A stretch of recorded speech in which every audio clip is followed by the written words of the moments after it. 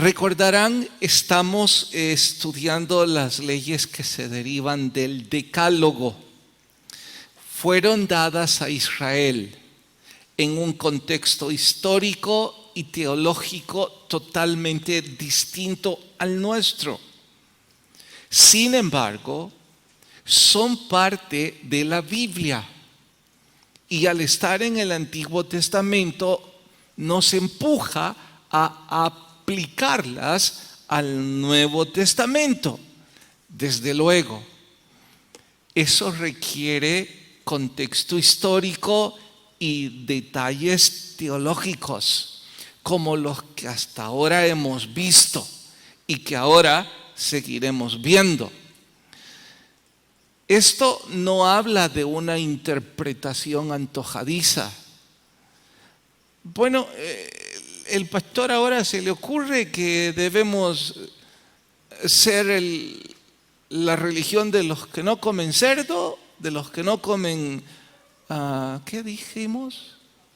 ¿Cóctel de conchas o punches? Y pues porque él decidió interpretarlo así. No se trata de una interpretación antojadiza del líder que en ese momento está en el púlpito. Les animo a más bien enmarcar cualquier interpretación en el espíritu del mensaje del Nuevo Testamento. Creo que nadie tendría reparo en el espíritu que reina en el Nuevo Testamento. De ahí que recalco, cualesquiera cosas que estamos estudiando, al enmarcarlas en ese espíritu, yo pienso que el asunto es fácil de entender y de interpretar. No quiero ser repetitivo, más bien quiero ilustrarlo. El caso de las comidas inmundas, ¿cuál es el espíritu del Nuevo Testamento al respecto? ¿Qué dicen ustedes? ¿Pretendía el Nuevo Testamento regular lo que comemos o lo que no comemos? ¿Pretende eso? ¿Sí o no? No tienen respuesta. El Nuevo Testamento como espíritu tiene como propósito regular lo que debemos comer y lo que no debemos comer. No, ¿verdad? Entonces, ¿cuál es el espíritu del Nuevo Testamento al respecto? Lo dijeron bien el domingo pasado. Obediencia. O sea, el espíritu de regulación de las comidas inmundas, al aplicarlo e interpretarlo al Nuevo Testamento, al ponerlo en ese marco, el asunto es obediencia. Si no podemos obedecer las cosas chicas, ¿cómo vamos a obedecer cosas que son un poco más complejas? Con todo y ello, puedo asegurarles que cuando terminó el culto, hubo 2, 4 o 20 entre ustedes que dijeron, bueno, estuvo interesante, fue edificante, me gustó, pero voy a comer lo que me da la gana.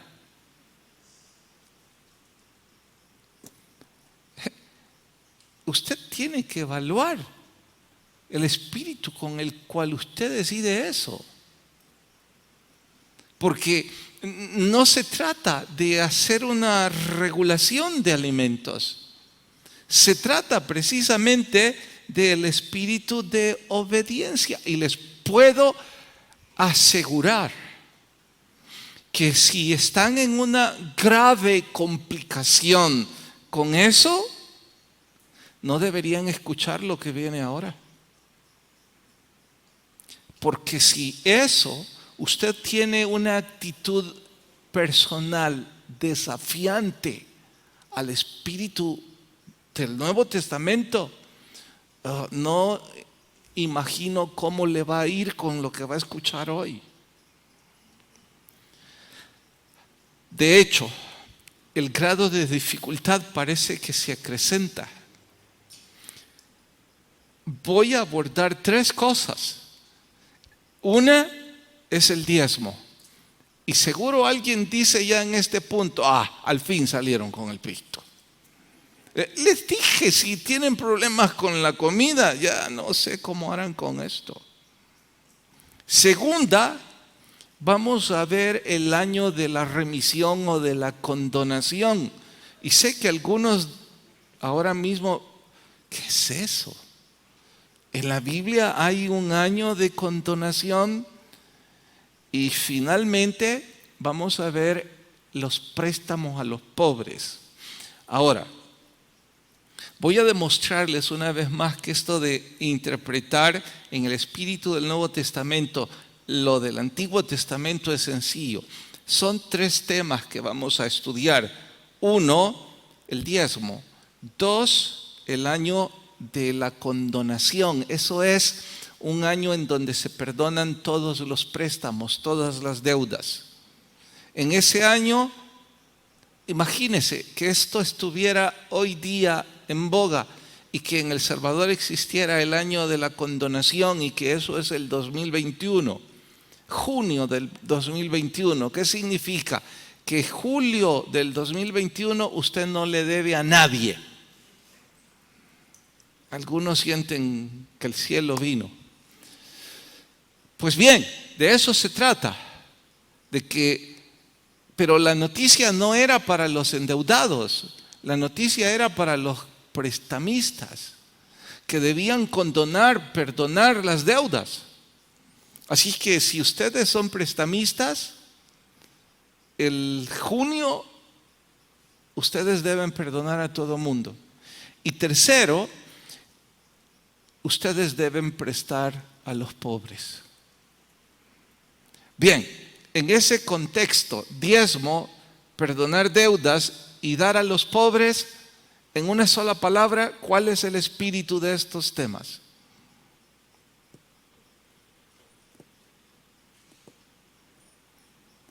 Vamos, sugieran. Compartir es una buena forma de decirlo. ¿Alguien más? Esa es mejor aún, generosidad. De hecho, no fue difícil. No tuvimos que profundizar en detalles históricos, teológicos. El asunto es de que deberíamos, como iglesia de Cristo, que somos el Israel espiritual, tener un corazón bondadoso. ¿Por qué?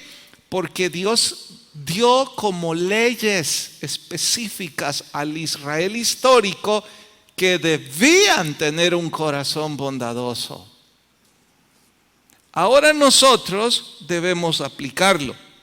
Y eso y más vamos a estudiar en el sermón titulado Un pueblo generoso. Vayan a Deuteronomio capítulo 14. Y puedo imaginar a algunos que han prestado dinero y el que les debe está aquí. ¿Cómo deben estar sufriendo? Deuteronomio, si no cumplieron con el cerdo, menos van a cumplir con esto. No se preocupen. Deuteronomio capítulo 14. ¿Listas sus Biblias? Vamos al versículo 22. Indefectiblemente, ¿qué cosa? ¿Con qué desgano lo han dicho? Vayan al versículo 1, capítulo 15. Cada 7 años harás remisión.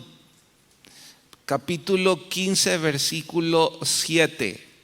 Cuando haya en medio de ti menesteroso de alguno de tus hermanos, en la tierra que Dios te da, no endurecerás tu corazón ni tu mano contra tu hermano pobre. Abrirás a él tu mano liberalmente y en efecto, ¿pueden decirlo? Mayor desgano ahora. Bueno, leemos hasta ahí, oramos. Señor, por favor, habla a nuestras vidas. Te rogamos que tu Espíritu nos guíe en Cristo Jesús. Amén. Empecemos con el diezmo.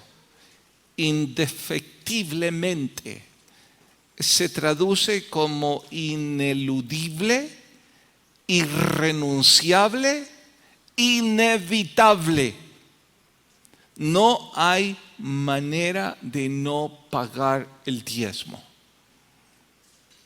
Tan simple como eso es lo que aquí enseña. Y si alguien en este punto me dice, oiga, predicador, yo he escuchado a algunos grandes maestros que dicen que el diezmo era para el Antiguo Testamento. Sí, yo también he escuchado a dos. Uno es John MacArthur y el otro es Charles Stanley. Los dos enseñan que el diezmo no es para el Nuevo Testamento. Dicen que es más. Así es que si querían justificación, no los consulten. Voy esta noche a limitarme a hablar del diezmo. Lo hago 2 veces al año en condiciones normales. Esta vez siento del Señor que debo limitarme. Casi siempre al principio del año y a la mitad doy un reporte, doy la historia de esta doctrina, doy la justificación de la iglesia y doy detalles que todos creo quisiéramos saber. Pero en el contexto que estamos viviendo, les diré por qué lo voy a dar por asumido. ¿Por qué voy a asumir que es un tema que no necesito profundizarlo? 1, si el punto es el corazón generoso, ¿para qué profundizo si los que tienen corazón generoso solo necesito mostrarles el espíritu de estas leyes? Y su corazón querrá agradar a Dios y glorificarlo. Los que no lo tienen tendrán una respuesta exactamente igual a la que dijeron el domingo. Sí, está bien, pero no lo haré igual. Así es que si el tema es generosidad y el diezmo no es evitable, sino que es algo que debemos pagar, prefiero esta vez limitarme a decir lo que ya estoy diciendo. Segundo, la mayor parte de los que están en forma presencial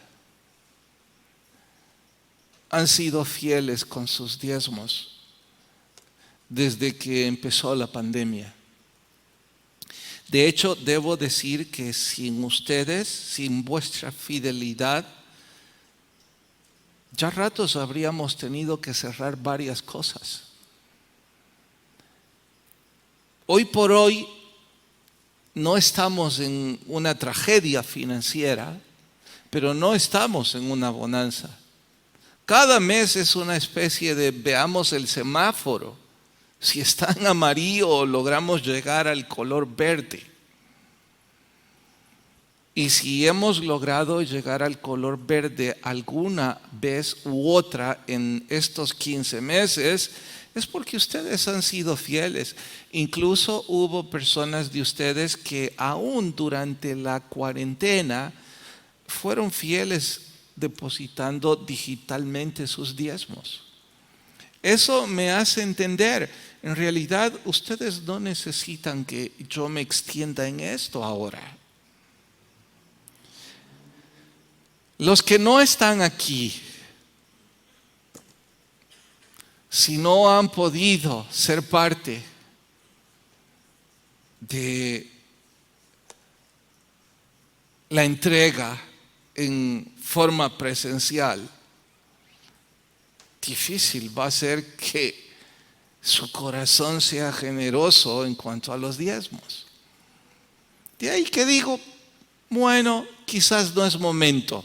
Y probablemente algunos dirán, pastor, sí, hubiéramos aprovechado. Tal vez, pero insisto, creo que lo que debo recalcar es esto del corazón generoso, que son las 3 leyes. Sumado, pienso que las otras 2, muchos de ustedes no las conocen con amplitud. En cuanto al diezmo, y como último punto de ese,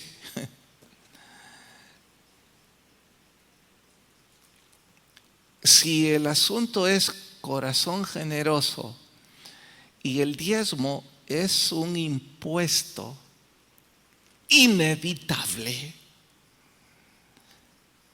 ¿cómo puedo conciliar el tema en aquellos que no tienen un compromiso para con el Señor? Hoy por hoy creo que no es el caso. Creo que ustedes son fieles y si hay 2 o 5 que no lo son, después del culto dirán, igual no lo doy e irán a comer una pierna de cerdo. Entonces, saltaré el tema para gusto de algunos y voy al año de remisión. Ese está en el capítulo 15, verso 1. Dice, cada 7 años harás remisión y esta es la manera de la remisión. Perdonará a su deudor todo aquel que hizo empréstito de su mano con el cual obligó a su prójimo. No lo demandará porque es pregonada remisión de Jehová. Al extranjero es diferente. Voy a leer hasta allí, en sus casas leen completo, voy a explicarlo mejor. Debían, por el decálogo, guardar el 7º día. Guardarlo significa no dedicarse a trabajo secular y dedicarlo para asuntos espirituales. Eso había que hacer el 7º día. De igual forma, debían guardar el 7º año. Miren, el 7º día es decálogo, 10 mandamientos. El 7º año es una ley específica que se deriva del decálogo. ¿Me estoy dando a entender? ¿Sí amén o no amén? Sí amén. Bueno, en el 7º año ellos no debían trabajar la tierra, no debían dedicarse a ninguna actividad que no fuera espiritual y familiar. Era un año de educación, era un año de fe. Les he contado antes que hasta donde yo he leído, no parece que hay un registro histórico en la Biblia en donde hayan cumplido al pie de la letra este mandato o esta ley que se deriva del decálogo. Y la pregunta sería, ¿por qué creen ustedes que nunca la cumplieron?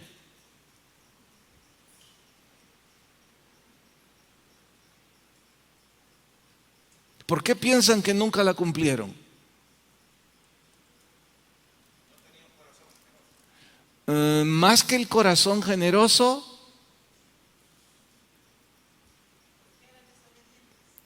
pero ¿por qué eran desobedientes? No tenían fe que Dios iba a prosperar la tierra. Ellos creían que la tierra iba a ser fructífera, que les iba a dar una grande cosecha porque ellos habían hecho un gran trabajo y que debido a ese trabajo iban a obtener un gran resultado. Dios les dice, no, ese año no lo trabajen. Igual les daré como si lo hubieran trabajado. Pero no creyeron. Pensaban que Dios les iba a fallar. Pensaron que su trabajo era mejor que creerle a Dios. Así es que, por eso es que no hay un aparente registro histórico que alguna vez estos hayan cumplido. Ahora, diré algo más simple. Si no estaban dispuestos a no comer cerdo, menos iban a estar dispuestos a pagar el diezmo.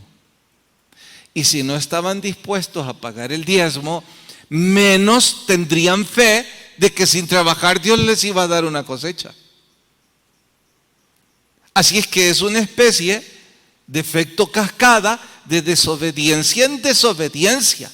Ahora, lo grave, lo dije el domingo y lo repito, si no somos capaces de obedecer en lo menos, no vamos a ser capaces de lo difícil.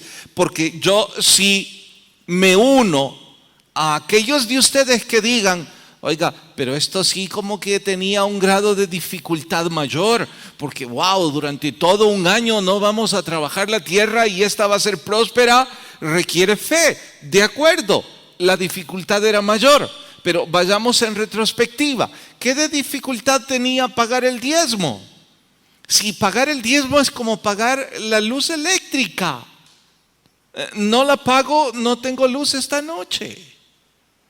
Eso no lo veo como un grado de dificultad, solo lo veo como un impuesto obvio, lógico, necesario. Y voy un poco más atrás, lo mismo con las comidas.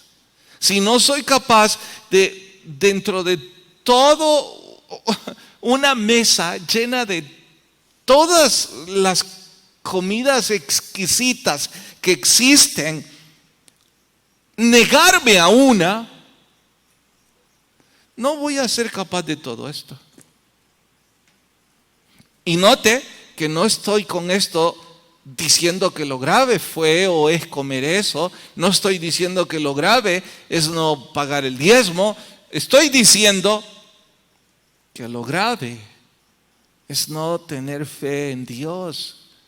Eso nos lleva a desobedecerlo. Pero en fin, estos nunca lo hicieron. Ahora, sorpréndanse.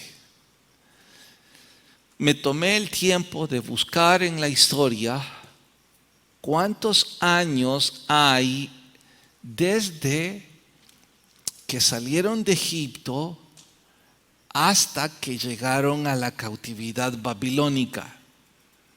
Eso es más o menos como decir el tiempo de la monarquía hebrea. ¿Cuántos años duró la monarquía en Israel? Para los que quieren corroborar lo que estoy diciendo y buscarlo en Google, donde quieran, pueden buscarlo de esa manera. Período de la monarquía en Israel.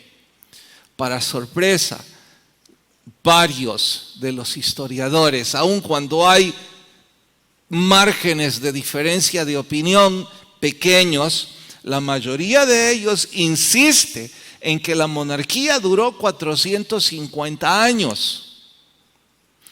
A esos 450 años, súmenle 40 años que vagaron por el desierto.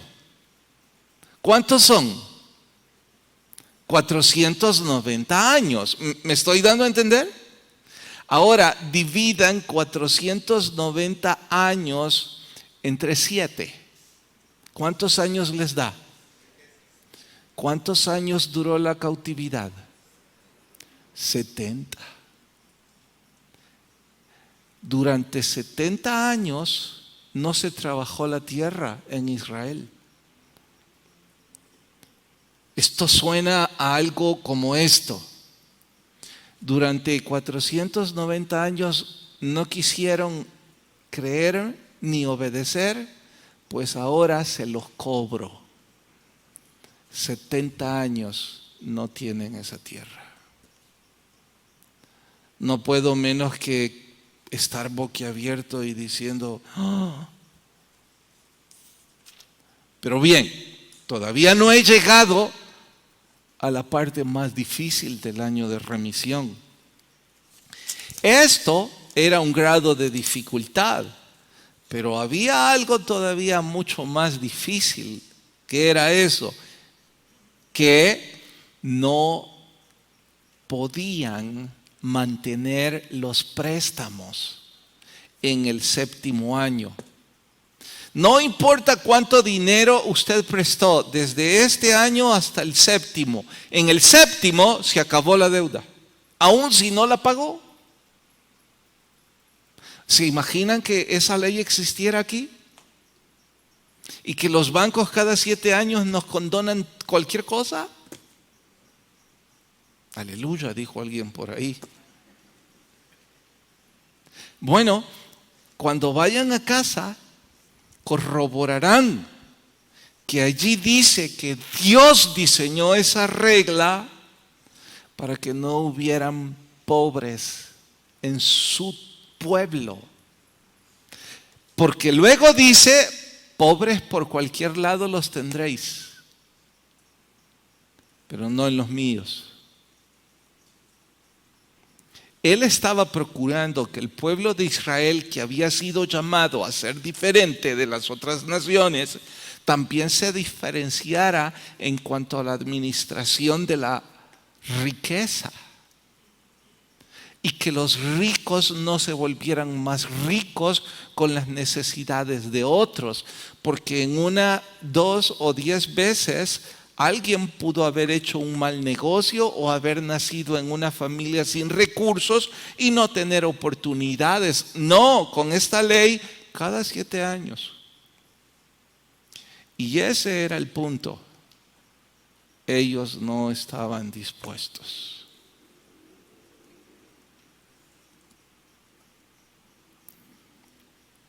Encontré 2 de las enciclopedias que consulto con desencanto, digo esto.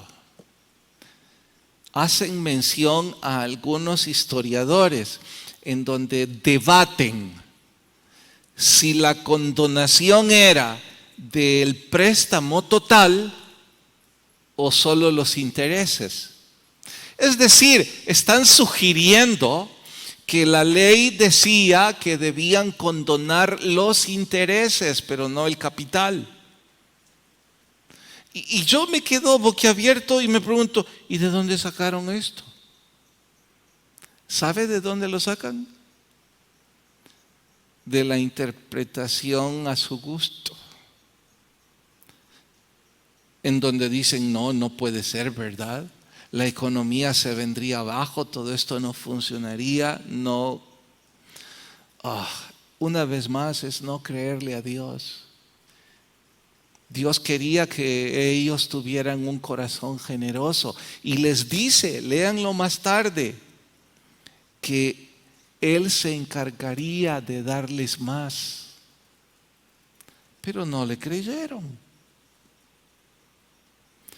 Si escuchares fielmente la voz de Jehová tu Dios para guardar y cumplir lo que te estoy ordenando, ya que Jehová tu Dios te habrá bendecido, como te ha dicho, prestarás entonces a muchas naciones, mas tú no tomarás prestado. Hubiéramos leído esto antes, Estaba la promesa. Ahora, aplicándolo, como dije antes, al Nuevo Testamento en un marco de el Nuevo Testamento, un espíritu hacia nosotros, de ese corazón generoso, yo me pregunto a mí mismo, ¿no será que la ausencia de este corazón generoso es lo que hace que algunos, por más ingreso que tengamos, parece que nunca retenemos y se va a un saco roto? ¿No será que hay algo de esto que no estamos cumpliendo?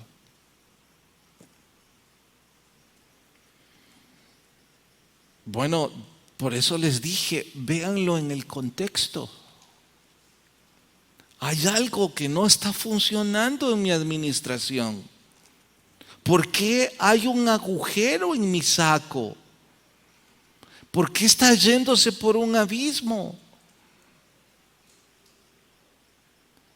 y porque ya me marcaron el tiempo, 15:7. Cuando haya en medio de ti pobre de alguno de tus hermanos en alguna de tus ciudades, no cerrarás tu mano contra tu hermano pobre. Bueno, ¿qué es lo que está diciendo? Busquen más tarde encontrar, no tengo el tiempo, debí leerlo. Encontrarán que dice, no tendréis un corazón mezquino. Busque en un diccionario mezquindad y encontrará que se trata de una persona tacaña y ruin. Una persona que obra con mezquindad, no con generosidad. Y la ley dice que el pueblo de Dios no debía tener un corazón mezquino, sino generoso. En el capítulo que estudiamos hoy con Bonhoeffer en el club de lectura, él dice, quien pertenece a la iglesia de Cristo, es preciso que su vida evidencie que se salió del mundo. En simple español, la mezquindad debería avergonzarnos entre los cristianos. Y al final de este tema encontrarán respecto a horadarse la oreja. Dice que cuando estas personas más necesitadas hayan sido ayudadas y hayan tenido que venderse como esclavos, no es que la Biblia está promoviendo la esclavitud, existía, más bien la está aboliendo con estas leyes. Ese esclavo, si era judío, quedaba libre al 7º año, que nadie podía esclavizar a sus propios hermanos. Pero que si alguno decidía quedarse porque su amo le trataba bien, y ahí dice, si sientes amor por tu amo y decides quedarte, bueno, de acuerdo, solo que debes ponerte un aro en la oreja para simbolizar que eres esclavo pero voluntario, que se cumplió en esa casa, que eras libre pero decidiste quedarte. Y esa es la palabra que ocupa Pablo para llamarse a sí mismo esclavo de Jesucristo. Alguien que decide servir a Dios porque lo ama. Alguien que decide ser siervo de Jesucristo. La iglesia de Cristo deberíamos esforzarnos por tener un corazón generoso.